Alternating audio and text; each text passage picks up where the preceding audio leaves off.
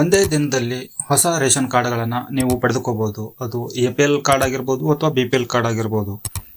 ಈ ಒಂದು ಹೊಸ ರೇಷನ್ ಕಾರ್ಡ್ಗಳನ್ನು ಅಥವಾ ಹೊಸ ಪಡಿತರ ಚೀಟಿಯನ್ನು ನೀವು ಅರ್ಜಿ ಸಲ್ಲಿಸಬೇಕು ಅಂತಂದರೆ ನಿಮ್ಮ ಹತ್ರ ಏನೆಲ್ಲ ದಾಖಲೆಗಳು ಇರಬೇಕಾಗತ್ತೆ ಅನ್ನೋದ್ರ ಬಗ್ಗೆ ನಂತರ ಈ ಒಂದು ವಿಡಿಯೋದಲ್ಲಿ ವಿಶೇಷವಾಗಿ ಏನು ತಿಳಿಸ್ಕೊಡ್ತಾ ಇದ್ದೇನೆ ಅಂತಂದರೆ, ಇದು ಎಲ್ಲ ಸಾಮಾನ್ಯ ವರ್ಗದವರಿಗೆ ಇರೋದಿಲ್ಲ. ಇದು ಎಲ್ಲರಿಗೂ ಕೂಡ ಹೊಸ ರೇಷನ್ ಕಾರ್ಡಿಗೆ ಅರ್ಜಿಯನ್ನು ಸಲ್ಲಿಸಲಿಕ್ಕೆ ಅವಕಾಶ ಕೊಟ್ಟಿಲ್ಲ.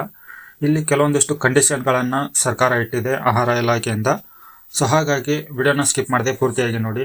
ವಿಡಿಯೋನ ಶುರು ಮಾಡೋಕ್ಕೂ ಮುನ್ನ ನೀವಿನ್ನು ನನ್ನ ಚಾನಲ್ಗೆ ಹೊಸಬರಾಗಿದ್ದರೆ ಚಾನಲ್ಗೆ ಸಬ್ಸ್ಕ್ರೈಬ್ ಮಾಡ್ಕೊಂಡ್ಬಿಟ್ಟು ನೋಟಿಫಿಕೇಶನ್ ಬಟನ್ನ ಆನ್ ಮಾಡಿ ಆಲ್ ಅಂತೇಳಿ ಸೆಲೆಕ್ಟ್ ಮಾಡ್ಕೊಳ್ಳಿ.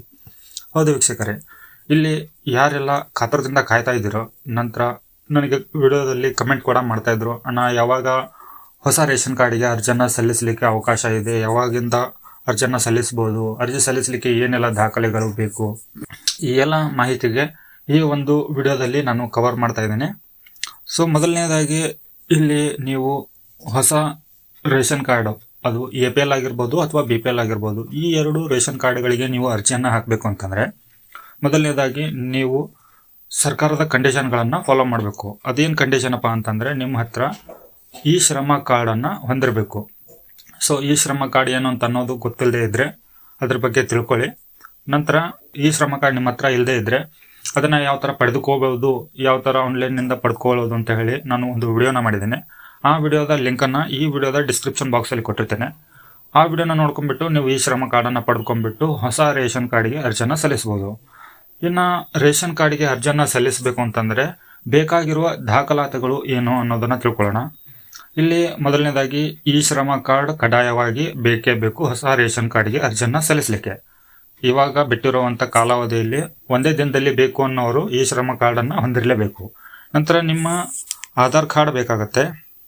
ಎಷ್ಟು ಸದಸ್ಯರು ನಿಮ್ಮ ಮನೆಯಲ್ಲಿ ಇದ್ದೀರೋ ಅವರೆಲ್ಲರದು ಈ ಶ್ರಮ ಕಾರ್ಡು, ನಂತರ ಆಧಾರ್ ಕಾರ್ಡು, ಅವರ ಜಾತಿ ಆದಾಯ ಪ್ರಮಾಣ ಪತ್ರಗಳು ಬೇಕಾಗತ್ತೆ. ಇಲ್ಲಿ ಜಾತಿ ಆದಾಯ ಪ್ರಮಾಣ ಪತ್ರ ಅಂದರೆ ಯಾರ ಹತ್ರ ಇರೋದಿಲ್ಲೋ ಆ ವಿಡಿಯೋನು ಕೂಡ ನಾನು ಮಾಡಿದ್ದೇನೆ, ಜಾತಿ ಪ್ರಮಾಣ ಪತ್ರಗಳನ್ನು ಅರ್ಜಿ ಸಲ್ಲಿಸೋದು ಹೇಗಂತೇಳಿ. ಸೊ ಆ ವಿಡಿಯೋದ ಲಿಂಕ್ಗಳು ನಾನು ಈ ವಿಡಿಯೋದ ಡಿಸ್ಕ್ರಿಪ್ಷನ್ ಬಾಕ್ಸಲ್ಲಿ ಕೊಟ್ಟಿರ್ತೇನೆ. ನೀವು ಅದನ್ನು ಕೂಡ ನೋಡ್ಕೊಂಡ್ಬಿಟ್ಟು ಅರ್ಜಿ ಹಾಕಿಬಿಟ್ಟು ಪ್ರಮಾಣ ಪತ್ರಗಳನ್ನು ನೀವು ಅದನ್ನು ಕೂಡ ಡೌನ್ಲೋಡ್ ಮಾಡ್ಕೋಬಹುದು.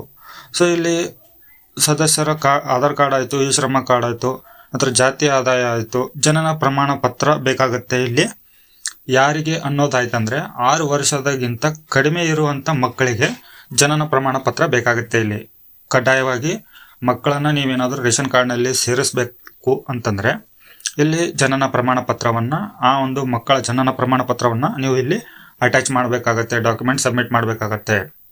ಸೊ ಈ ಒಂದು ರೇಷನ್ ಕಾರ್ಡ್ಗೆ ಅರ್ಜಿಯನ್ನು ಎಲ್ಲಿ ಸಲ್ಲಿಸಬೇಕು ಅನ್ನೋದಾಯ್ತಂತಂದರೆ ಇದನ್ನು ಹೊರಗಡೆ ಇಲ್ಲಿ ಕಂಪ್ಯೂಟರ್ ಆನ್ಲೈನ್ ಸೆಂಟರ್ನಲ್ಲಿ ಸಲ್ಲಿಸಲಿಕ್ಕೆ ಆಗೋದಿಲ್ಲ. ಗ್ರಾಮವನ್ನು, ಬೆಂಗಳೂರನ್ನು, ಕರ್ನಾಟಕವನ್ನು, ಬಾಪೂಜಿ ಸೇವಾ ಕೇಂದ್ರಗಳು, ಸೊ ಇಂತಹ ಗ್ರಾಹಕರ ಸೇವಾ ಕೇಂದ್ರಗಳಿಗೆ ಹೋಗಿಬಿಟ್ಟು ನೀವು ಅರ್ಜಿಯನ್ನು ಸಲ್ಲಿಸಬಹುದು. ಸೊ ಇದ್ರ ಬಗ್ಗೆ ನಿಮಗೆ ಇನ್ನೂ ಹೆಚ್ಚಿನ ಮಾಹಿತಿ ಬೇಕು ಅಂತಂದರೆ ನಾನು ಇಲ್ಲಿ ನಿಮಗೆ ಕೆಲವೊಂದು ಸ್ಕ್ರೀನ್ಶಾಟ್ಗಳನ್ನು ತೋರಿಸ್ತೇನೆ. ಇದನ್ನು ನೋಡ್ಕೊಂಡ್ಬಿಟ್ಟು ಇಲ್ಲಿ ನಿಮಗೆ ಕಾಂಟ್ಯಾಕ್ಟ್ ನಂಬರನ್ನು ಕೊಟ್ಟಿದ್ದಾರೆ.